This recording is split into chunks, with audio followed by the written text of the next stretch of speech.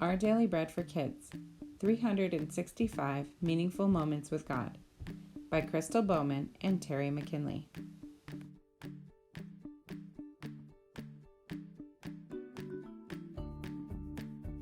September 1st. Paul and Barnabas had a serious argument about this. They separated and went different ways.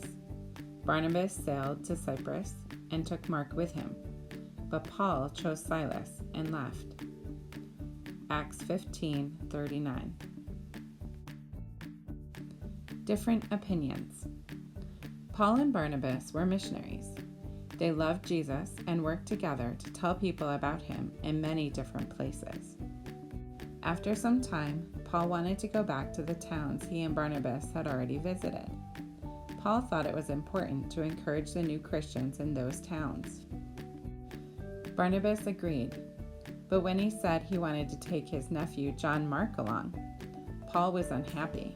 John Mark had gone with Paul and Barnabas on another trip, but left early without finishing his work. Barnabas and Paul had an argument. When they couldn't agree, they decided the only answer was to split up. Barnabas took John Mark with him and sailed to the island of Cyprus.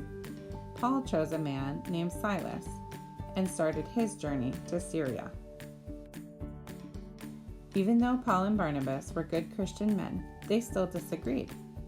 No matter how much two people love God, they may have different opinions. In this story, Paul and Barnabas had to stop traveling together to settle their argument. But God gave each one new friends and blessed them as they worked to share the story of Jesus.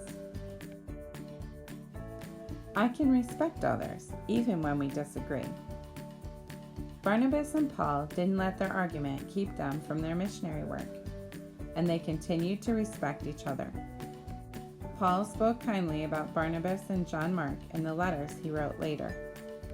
We won't always agree with others, but when disagreements happen, we can keep doing the things God has asked us to do. We can speak kindly about others, even when we have different opinions. God can still use us to do His work. Read more. Read Colossians 3:12 through 15. What is Paul's advice for avoiding disagreements?